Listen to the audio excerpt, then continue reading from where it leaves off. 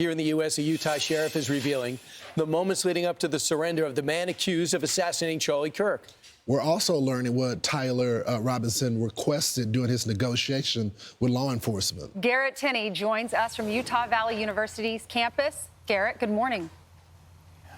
Hey, good morning, y'all. We are getting more insights into the mind of Charlie Kirk's alleged killer, who in the span of about 30 hours went from brutally assassinating Charlie and thinking he'd get away with it to fearing that he was going to be shot by police and wanting to take his own life. Last Thursday, after the suspect's parents called him and confronted him about killing Charlie Kirk, he was driving, the sheriff says he was driving to a remote area of southern Utah to end his life. His parents were able to convince him not to do that and said they would help him surrender peacefully. The suspect had some conditions for turning himself in, though, and a family friend who's a former sheriff's deputy helped to negotiate those terms, which the sheriff is now sharing. He knew it was inevitable that he would be caught. He was fearful of a SWAT team hit on his house, or he was fearful of being shot by law enforcement. So part of the negotiation and getting him to bring himself in was that we would treat it as delicate and as soft as possible to make him feel comfortable to where he would show up at my office, and that's exactly what happened.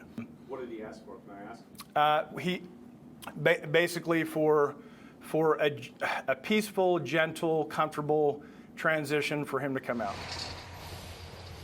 Another condition the suspect had was that plainclothes detectives would be the ones to escort him inside the sheriff's office rather than a SWAT team. So an hour later, that is what happened after his parents and that family friend drove him over. The sheriff described the suspect's demeanor as quiet and somber when he arrived, and during the 2.5 hours that he was there until law enforcement came and picked him up and brought him up to Utah County. As for his parents, the sheriff said they've been advised to lay low for a long time for their own safety, just because of the amount of threats that have been coming into the area for anyone with the same last name. Back to y'all. Wow. 1 week later, we're still getting the details. Garrett, thanks so much. Yeah, our Vice President, J.D. Vance, was on with Jesse last night, and he really went into depth about, we know that he was very close with Charlie Kirk, and he owes Charlie Kirk his position as vice president, and said Charlie really rallied that youth vote and the college votes and the young 20s that supported Donald Trump and J.D. Vance to make them win the election in November. We heard that on Charlie's podcast when he did the Charlie Kirk show. But then last night he went into detail about how he found out and how he had to tell the president in the Oval Office. Listen.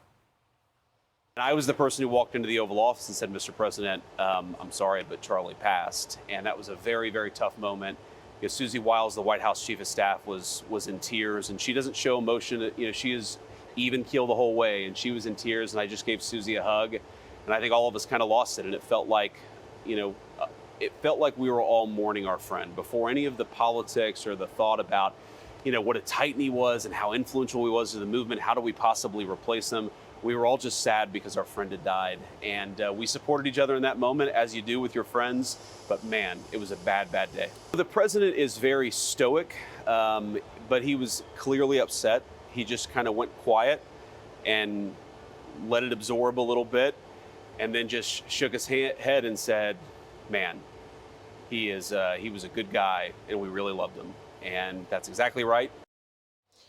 I think we saw a different side of J.D. Vance yesterday. You could tell the close personal relationship that he had with Charlie.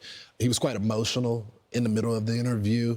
They even had to bleep him one time because he was talking about this call for unity. And he's like, these guys aren't knocking it off. They're not cooling off the rhetoric. And he said, you killed my friend, and you want me to unify with that. It was an interesting interview. Yeah, Jesse did a great job. He did. A really good job. And I also thought it was almost therapy. I felt like I was watching a therapy session. Yeah. Therapeutic, yeah. And, I'll let you go. Go ahead. Well, he just reminded us you have to keep debating. Charlie Kirk would have wanted us to continue the conversations and continue to debate, and not burn down cities, but debate, talk about both sides. Right. The other thing I would add, too, is that he did say that he got calls from Democrats. Yeah. To calm down, we understand what the impact he made. We think he was a good guy. I mean, when you heard the story with Gavin Newsom, Gavin Newsom said, I'm doing this podcast. I'd like you to be on. On his own dime, he flies to Gavin Newsom. They do it, 3 hours, whatever it took. And he says that he personally kept in touch with me and my staff since. Now, why would he do that? It's not to get publicity. It's to get more insight, build bonds, understand the other side, sees that this guy could be president. So I think that would be one thing. If I was in Gavin Newsom's camp, I'd say, talk about that. Right. This is an opportunity to be a unifier instead of saying punch him in the mouth. I mean, frankly, from a personal standpoint, his son wanted to meet Charlie Kirk. His son listened to Charlie Kirk. You would think that would be a moment where the politics really don't matter at that point, where you just push that unity just based on, you may be liberal, but your kids may be conservative. They may be independent thinking. Yeah. I think liberals are scared to do that, to talk about the bond they might have with Republicans, because we saw Gretchen Whitmer go to the Oval Office, and this is what she did. Remember? It's true. Because they're worried about the pushback and maybe losing an election. Well, I'm Steve Ducey. I'm Brian Kilmeade. And I'm Ainsley Earhart. And click here to subscribe to the Fox News YouTube page to catch our hottest interviews and most compelling analysis.